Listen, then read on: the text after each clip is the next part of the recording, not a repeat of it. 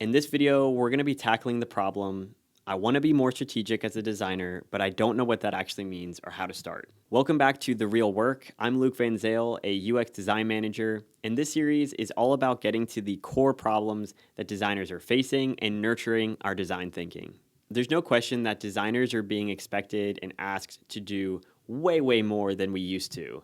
And if you're trying to transition from being just a pixel pusher or being a great designer and becoming more of a thought leader and tackling more strategic problems, then my first piece of practical advice is advocate for yourself. A lot of product teams will move very quickly because that's what they're expected to do, and they're under a lot of pressure. They have timelines to meet. There's a lot of money on the line. Everyone knows the rest of that story. But unfortunately, that can mean that they sometimes see us as designers as one small piece of the machine and not actually someone who should look over the entire process. I think that's kind of the fundamental shift going from just being an individual contributor to actually being a leader in your field.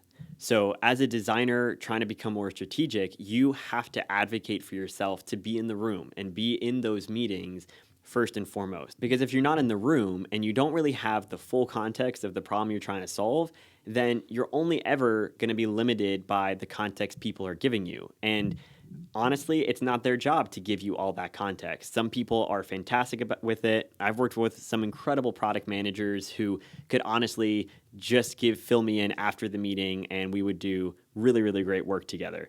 But most teams are not going to operate that way, and you need to advocate for yourself, being on those strategy calls, listening to users, talking with leadership as much as possible.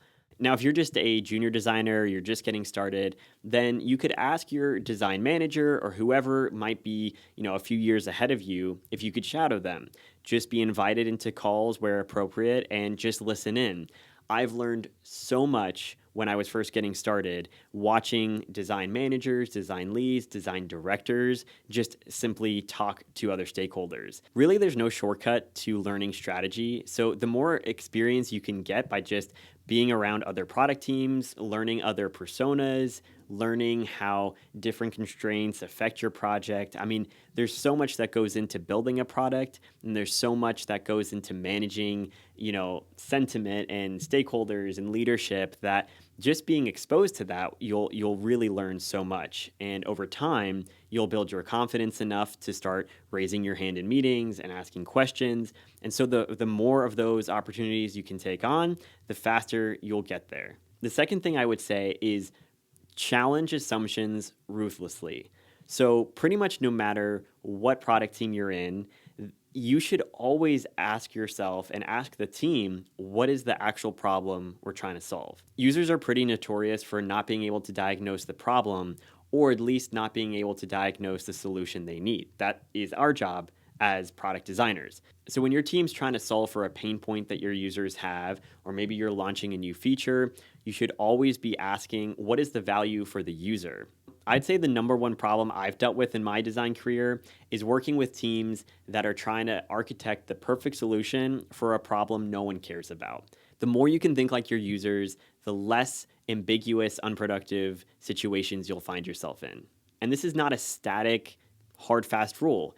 People are fickle, and especially in the tech industry, products are changing all the time. There's always shiny new features, new capabilities. Your product grows. Now you have more users, more demands. So it's not an easy problem to solve, but the only way to really get around that is by talking to your users. So setting up those testing sessions or just sitting in workshops with them, or at least if you have some sort of feedback loop, spending the time to get as much data as you can. I know there's ways to automate that part. That's not really what this whole series is about. But if you can think through what it is you're trying to solve and have that constant pulse of your user community and your user base, that's going to give you the confidence in your design solutions. Also, every product is different, so solutions you try on one just might not translate to the other. Obviously, there's core basic principles that should translate, and things like accessibility you shouldn't just ignore. You should always be building inclusive experiences. But on a practical level, you might find user patterns on one product that just don't exist on the other. So my advice would be to start documenting the patterns of your users. Again, this just goes back to understanding your users, but the more you look out for this, the more you document it, you can start to formulate kind of a database of their behavior. So in the same way we might build a design system or a UI kit for a product, start to think about building your behavior kit or your behavior database, whatever you want to call that, so that you can draw on all these design decisions and the behaviors of your users. A couple quick questions you can ask yourself when you're in the room or making some of these decisions is, what happens if we don't do this? I think there's often a lot of urgency in product design that can mask ambiguity. So you might be in a sprint cycle or under a really tight deadline. Always question urgency when it comes to product design. I think it's always interesting the world we live in as designers, where we're constantly pushing out tickets, solving bugs, fixing all these issues, and we feel like we're saving lives because there's just all this pressure to deliver as soon as possible.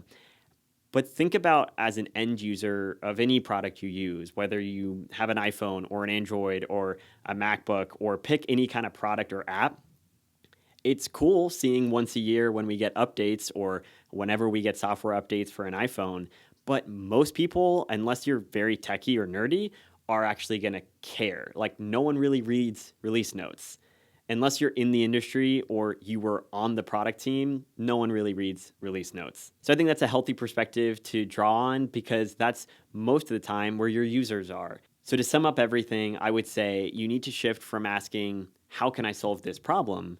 And start asking, is this the right problem to solve? You got to build up that muscle of thinking more strategically, advocate for yourself to be in those meetings, push back on stakeholders, really advocate and fight to understand your users, and put as much energy as you can to understanding the problems they want solved, so that the solutions you come up with are addressing and delivering value for them and ultimately for the company. I would argue that targeting your users before you target the business is going to be the best way to approach your designs and think more strategically, because a business is there to make money from their users and their customers. So if the customers and the users are happy, then the business will make more money. I think too often a lot of people get caught up in just solving the business need, which for the most part should be rooted in user problems and what we're delivering for users. But if you work on a big team and you work on a product that's been around for a while, that can get lost and people can forget the vision of the product and forget what it is we're really here to do. So always try and distill down what it is you're solving down to its core. If you can pitch it in 30 seconds or less, you'll know you've hit the nail on the head. That's it for this episode of The Real Work. I hope this was helpful, and I'd love to understand how you think more strategically, what resources, what books you've read. Drop a comment down below. I'd love to hear from you. Thanks for watching, and I'll see you in the next one.